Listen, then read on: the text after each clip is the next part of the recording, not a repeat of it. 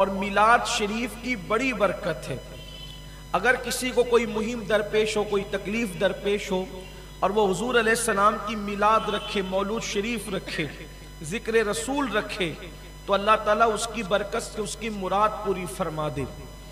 آج میں حضور علیہ السلام کی میلاد کے متعلق گفتگو کرنے سے پہلے ایک عظیم محدث، عظیم مورخ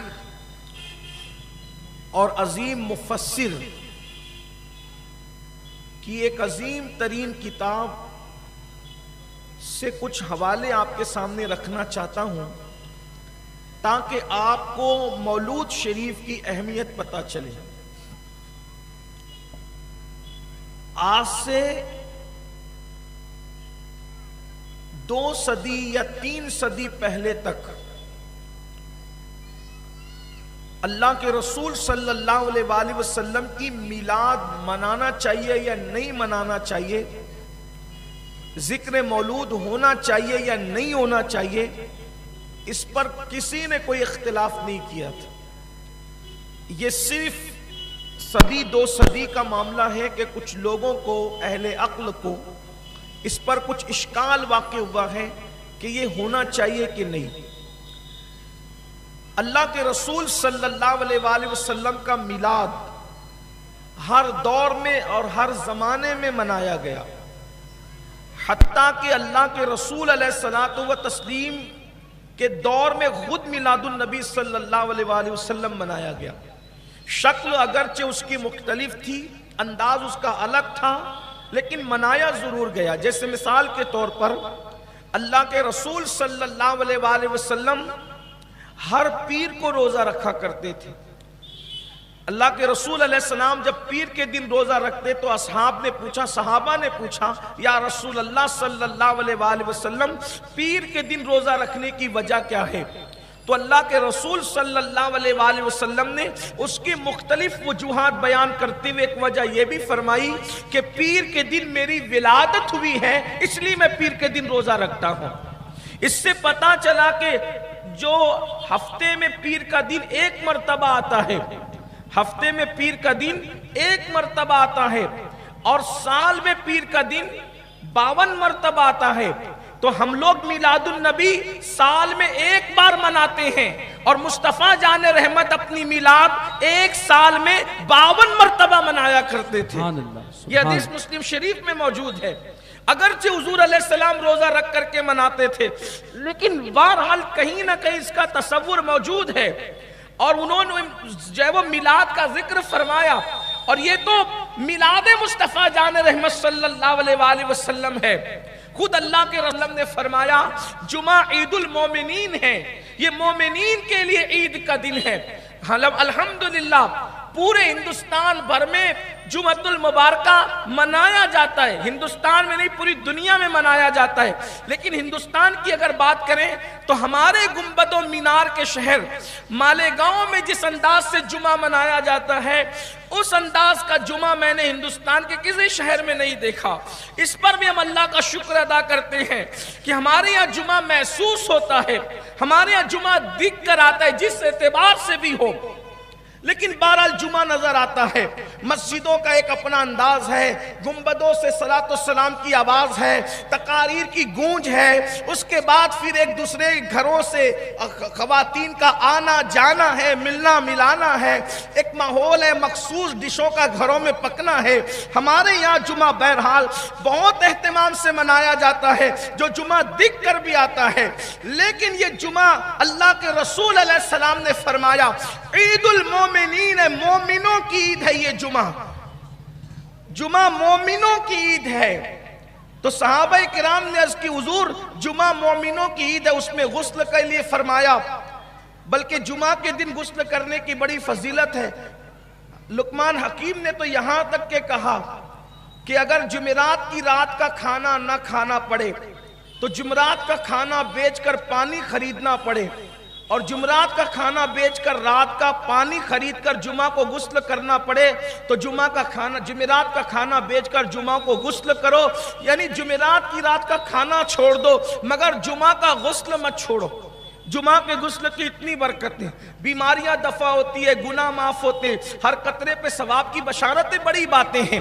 لیکن جمعہ کے دن اللہ کے رسول فرماتے جمعہ عید المومنین ہے، غسل کرو، نماز کا اہتمام کرو، خوشبو لگاؤ، عطر لگاؤ، کثرت سے حضور پہ درود پڑھو۔ تو صحابہ کرام نے عرض کیا یا رسول اللہ صلی اللہ علیہ وآلہ وسلم، یہ جمعہ عید المومنین ہے، اس کی وجہ کیا ہے؟ تو اللہ کے رسول علیہ السلام نے مسلم شریف کی حدیث ہے، بہت ساری وجوہات بیان فرمائی، اس میں سے ایک وجہ یہ بیان فرمائی کہ جمعہ عید المومنین اس لیے ہے کہ اس دن حضرت آدم کی پیدائش ہوئی اور اسی دن حضرت آدم کا وصال بھی ہوا۔ اللہ اکبر۔ تو پتہ چلا اگر آدم پیدا ہو جائے تو جمعہ عید المومنین ہو جائے، اور جانے آدم محمد الرسول اللہ پیدا ہو تو پھر وہ دن عید کا دن کیوں نہیں ہو سکتا؟ حضرت آدم کی پیدائش ہوئی۔ اچھا، حضور کی عظمتوں پہ قربان، حضور کی عظمتوں پہ قربان، حضور علیہ السلام نے 1450 سال کے بعد عقل والوں کے دماغ کے اندر جو شیطنت آنی تھی اس کا علاج 1450 سال پہلے فرما دیا۔ کیا فرمایا؟ جمعہ عید ہے۔ عید کے دن کیا کرتے ہیں؟ خوشیاں ہی مناتے ہیں نا۔ جمعہ عید کا دن ہے، مومنوں کے لیے عید کا دن۔ پتہ چلا کوئی بھی دن کسی کے لیے بھی عید کا دن ہو سکتا ہے، میلاد نبی کا دن مومنوں کے لیے صرف عید کا دن، صرف مومنوں کے لیے عید کا دن۔ اور پھر اللہ کے نبی نے کیا فرمایا کہ جمعہ ہی کو آدم پیدا ہوئے اور جمعہ ہی کو دنیا سے چلے بھی گئے۔ تو کسی نے یہ نہیں پوچھا یا رسول اللہ آدم کی پیدائش کا جشن مناتے ہیں تو آدم کی موت کا غم کون منائے گا؟ نبی بتا رہے ہیں کہ نبی کی آمد اور جانا جس دن ہو جائے تو اس دن پھر خوشیاں منائی جاتی ہے، غم نہیں منایا جاتا، اس لیے کہ نبی خوشیاں دینے کے لیے آئے ہیں، غم کے لیے نہیں آئے۔ سبحان اللہ، سبحان اللہ۔ بلکہ اللہ کے رسول علیہ السلام فرماتے ہیں کہ میرا آنا بھی تمہارے لیے بہتر ہے، حیاتی خیر لکم و مماتی خیر لکم، میرا آنا بھی بہتر ہے، میرا جانا بھی بہتر ہے۔ آیا اس لیے ہوں تاکہ تمہیں شریعت کا راستہ چلا دوں، اور جانا اس لیے ہے کہ تمہارے جانے سے پہلے جنت کی راہیں تمہارے لیے ہموار کر دوں۔ سبحان اللہ، سبحان اللہ۔ آنا بھی بہتر ہے اور جانا بھی بہتر ہے، اس لیے ہم نبی کی آمد پر بھی خوشی مناتے ہیں۔ آنے کو میلاد کہتے ہیں، جانے کو معراج کہتے ہیں۔ نبی کا آنا میلاد ہے، نبی کا جانا معراج ہے، تو یہ ہے خوشی کے لیے۔ تو بہرحال عرض یہ کر رہا تھا کہ حضور علیہ السلام کی میلاد ہر دور میں منائی گئی، ہر زمانے میں منائی گئی، شکلیں جدا جدا تھی، شکلیں الگ الگ تھی۔ تو عرض یہ کر رہا تھا حضور علیہ السلام نے پیر کا روزہ رکھا۔ ایک بات اور عرض کروں آگے بڑھنے سے پہلے، حضور علیہ السلام رمضان شریف میں پیدا نہیں ہوئے اور جمعہ کے دن بھی پیدا نہیں ہوئے۔ کیوں؟ جو بچہ جمعہ کو پیدا ہوتا ہے تو لوگ کہتے ہیں کتنا خوش نصیب ہے یہ بچہ۔ توجہ ہے آپ کی؟ اگر آج تو عیدوں کی عید ہے نا، آج تو شب قدر کی بھی شب قدر ہے، آج شب قدر کی بھی شب قدر، یہ رات ہزاروں شب قدر سے افضل ہے، یہ رات ہزارہا شبہائے قدر سے افضل ہے۔ اے شب قدر، آج تو بھی اس رات کا ذرا تماشا دیکھ کہ تجھ میں آیا قرآن ہے، اس میں آیا صاحب قرآن، تجھ میں آتے جبریل ہے، اس میں آتے مخدوم جبریل ہے۔ شان ہے آج کی رات کی، جو مانگنا ہے مانگو، جو لینا ہے لے لو۔ کیوں؟ کیونکہ نوری محفل پہ چادر تنی نور کی، نور پھیلا ہوا آج کی رات ہے۔ بڑی خوبصورت رات ہے یہ قیمتی رات ہے۔ تو عرض یہ کر رہا تھا کہ جمعہ کو بچہ پیدا ہو تو لوگ کہتے ہیں خوش نصیب ہے، رمضان شریف میں پیدا ہو بچے خوش نصیب ہے۔ اللہ نے انتخاب کیا، محبوب تجھے رمضان میں پیدا نہیں کروں گا، تجھے جمعہ کو پیدا نہیں کروں گا۔ کیوں؟ اس لیے کہ جمعہ کو پیدا ہو تو کوئی لوگ یہ نہ کہیں کہ کتنا خوش نصیب ہے کہ جمعہ کو پیدا ہوا۔ نا، تجھے جمعہ کو نہیں، دن کی وجہ سے تجھے شرف نہیں ملے گا، مہینے کی وجہ سے تجھے شرف نہیں ملے گا، بلکہ مہینے کو تیری وجہ سے شرف ملے گا۔ رمضان بھی ربیع الاول کو تکتا ہوگا اور جمعہ بھی پیر کو تکتا پتا ہوگا کیوں؟ اس لیے کہ ربیع الاول کا مہینہ آمد مصطفیٰ جان رحمت کا مہینہ ہے، اور پیر دوشنبہ کا دن مصطفیٰ جان رحمت کی ولادت کا دن ہے۔ دوشنبہ شریف ہے، بڑی برکت ہے اس کی، جو جانتا ہے وہ جانتا ہے۔ اس لیے کہ ثواب کے سوداگروں کو کیا پتا کہ عشق والوں کا مزاج کیا ہے۔ عقل کہہ رہی تھی کہ جان بچانا چاہیے، عشق کہہ رہا تھا کہ آگ میں کود جانا چاہیے۔ یہی تو بات ہے۔ تو عرض یہ کر رہا تھا، میلاد ہر دور میں منائی گئی، شکلیں الگ الگ تھی۔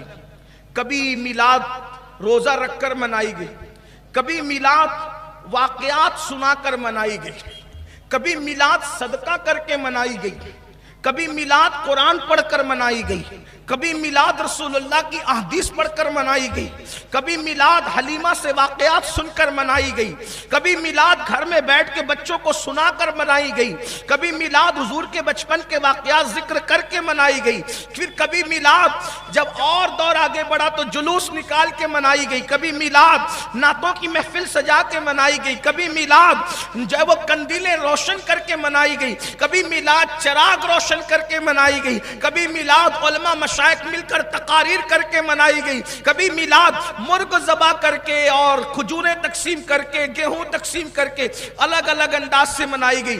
یہاں تک کہ ابن حجر مفتی اعظم مکہ، اپنے دور کے مفتی اعظم مکہ شیخ الاسلام والمسلمین علامہ ابن حجر مکی نے یہاں تک لکھا کہ جب میلاد کا دن آیا تو سیدنا صدیق اکبر نے 100 اونٹ ذبح کیے۔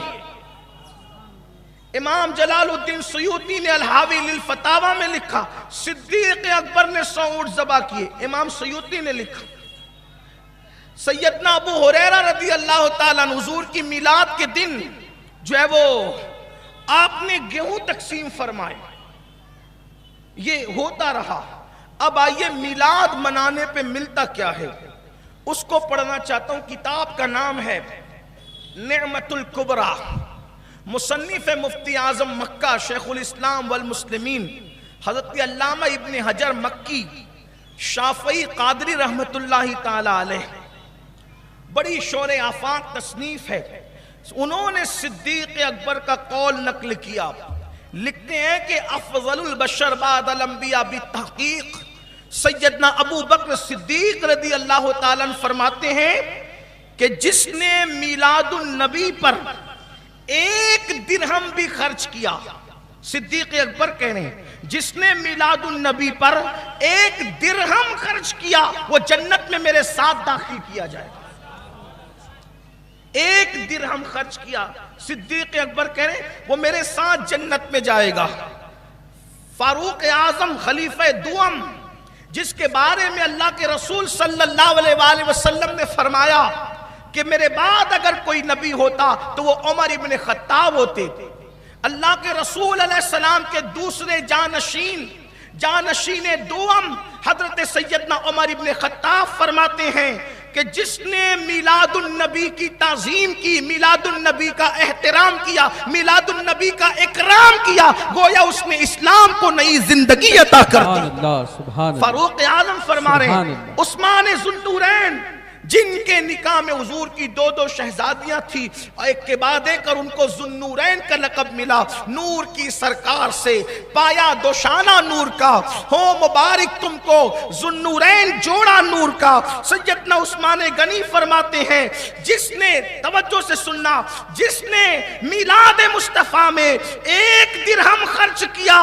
اللہ اس کو بدر و حنین میں شرکت کرنے کا ثواب عطا فرمائے گا، بدر و حنین میں شرکت کرنے کا ثواب عطا فرمائے گا۔ اور میرے مولا مشکل کشا خاتم الولایت فاتح خیبر اللہ اکبر حسنین کے بابا اخی رسول زوج بطول امام المشارق والمغارب حلال مشکلات والنوائب سیدنا علی بن ابو طالب خلیفہ 4 فرماتے ہیں جن کے بارے میں میرے امام کہتے ہیں اصل نسل صفا وصل وجہ خدا باب فصل ولایت میں لاکھوں سلام۔ حضرت مولا مشکل کشا فرماتے ہیں جس نے میلاد النبی کی تعظیم کی، میلاد مصطفیٰ کا احترام کیا، اللہ اکبر، فرماتے ہیں میں ضمانت دیتا ہوں کہ وہ دنیا سے با ایمان جائے گا नाजिल कर दिया जाए। सुभान अल्लाह, सुभान अल्लाह। अब आगे पढ़ने से पहले फजीलत इतनी बड़ी बड़ी बयान की बुजुर्गों ने, चारों खुलफा ने, तो मुनकरीन मिलाद, उनकी तरफ से ये बात आई कि इब्ने हजर ने इसको बिला सनद नकल किया, इसलिए रिवायात मौजू है। मौजू उसको कहते हैं क्योंकि बाद में ये क्लिप हो सकता है, ये शायद काट पीट के लोग चलाएंगे भी, तो फिर लोग कहेंगे देखो मौजू रिवायत पढ़ दी, मौजू पढ़ दी, मौजू पढ़ दी।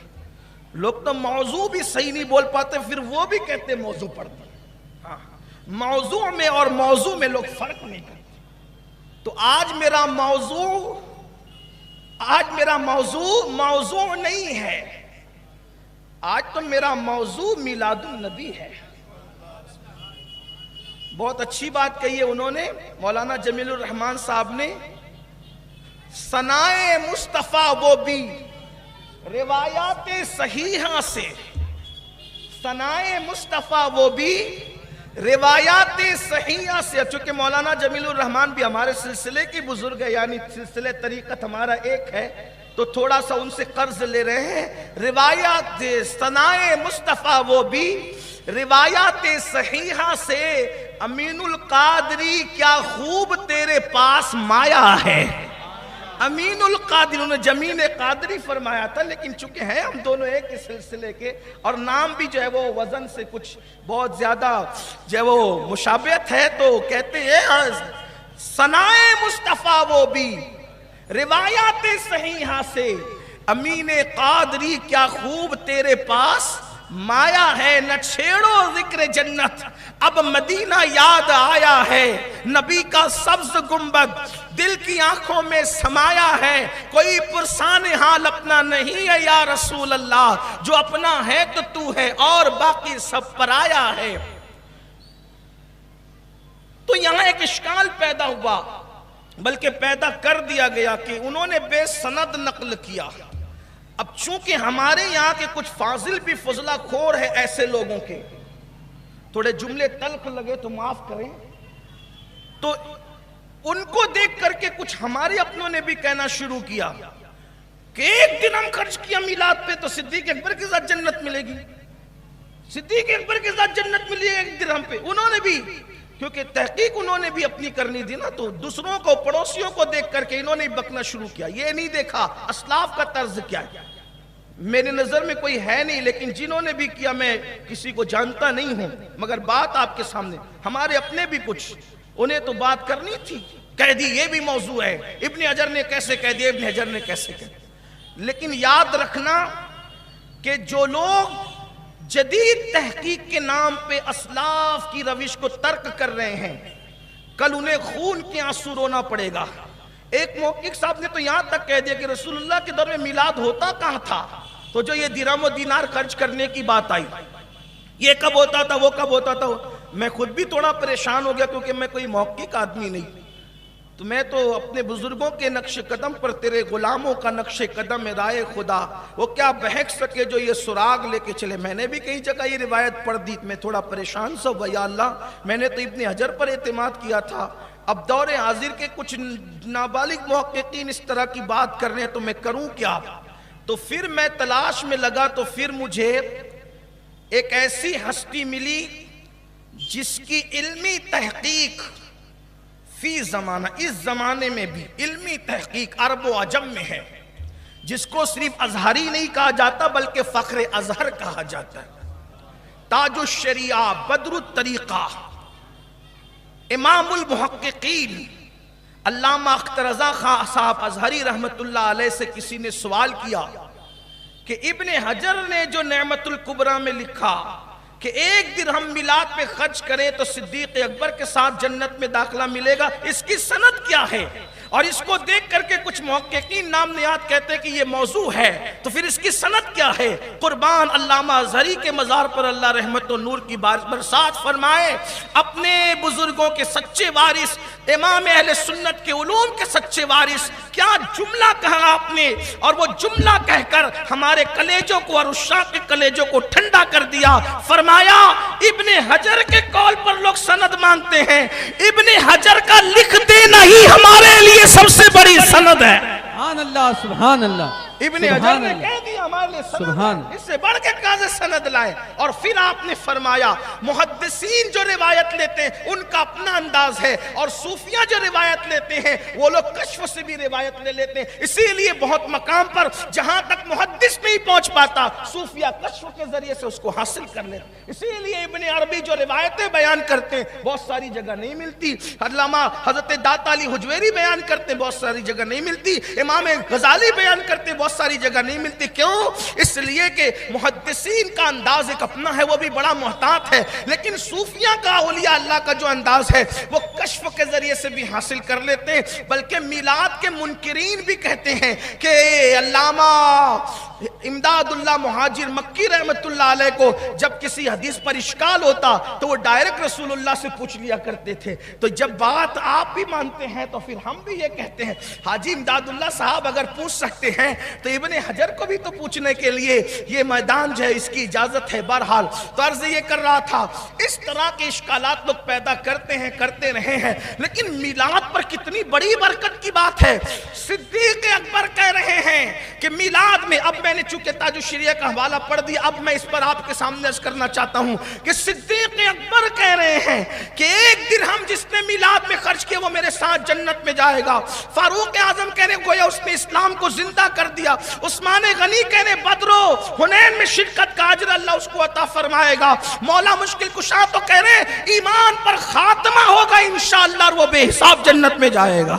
کتنا بڑا کرم ہے، اس لیے میلاد مناؤ فلاح پاؤ، میلاد مناؤ فلاح پاؤ، میلاد مناؤ جنت میں جاؤ، میلاد مناؤ مصطفیٰ جان رحمت کا قرب پاؤ۔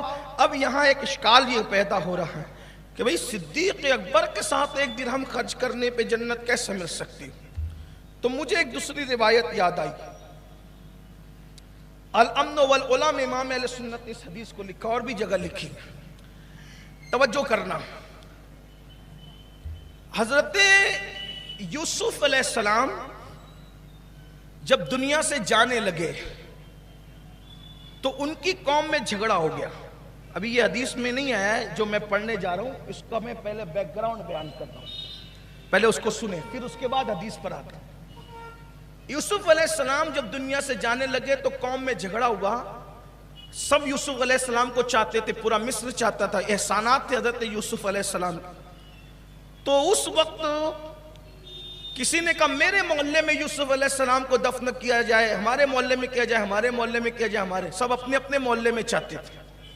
دیکھو کتنے اچھے لوگ تھے اس دور کے کہ بزرگوں کے وصال کے بعد وہ چاہتے تھے ہمارے محلے میں۔ آج کل کے لوگ بزرگوں کے وصال کے بعد چاہتے کہ میرے محلے میں نہیں، ایسا بھی ہے، جیتے جی چاہتے تھے لیکن مرنے کے بعد میرے محلے میں نہیں۔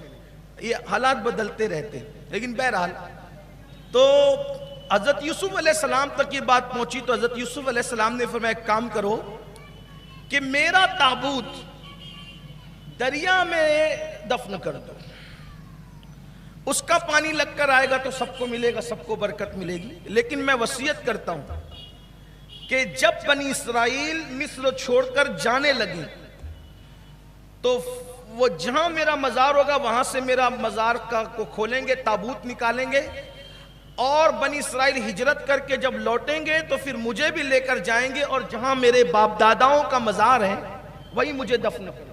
اس پر سب لوگ متفق ہیں۔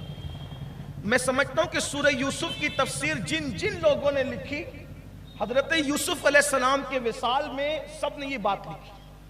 حضرت یوسف علیہ السلام کی کیا وصیت تھی کہ بنی اسرائیل، چونکہ بنی اسرائیل آئے تھے کس کے دور میں؟ یوسف علیہ السلام کے دور، بلکہ سورہ یوسف کی آمد بھی اسی ضمن میں ہے کہ پوچھا گیا تھا کہ بنی اسرائیل مصر کیسے پہنچے، تو بتایا گیا کہ حضرت یوسف پہنچے، پھر اس کے بعد سب پہنچے۔ تو حضرت یوسف علیہ السلام کے علم میں یہ بات تھی کہ ایک دن بنی اسرائیل جیسے آ جائیں ویسے ایک دن ان کو ہجرت کر کے واپس جانا پڑے گا۔ تو آپ نے کہا کہ جب بنی اسرائیل جائیں گے تو مجھے بھی ساتھ لے جائیں گے، یہ وصیت ہے۔ بہرحال حضرت یوسف علیہ السلام کا مزار رہا، پانی بہتا رہا اور لوگ اس سے برکت حاصل کرتے رہے۔ اس سے پتہ چلا، دیکھیے روایت تو پڑھی جاتی ہے لیکن اس سے کچھ روشنی بھی لی جاتی ہے نا، تو یعنی یوسف علیہ السلام کے مزار سے پانی لگ کر گزرتا رہا تو یوں کہہ لیں اپنی مستی میں اور ذوق اور عشق و محبت کی بولی میں کہ مزار یوسف کا غسل ہوتا رہا اور وہ گسالہ اب دنیا پیتی رہی.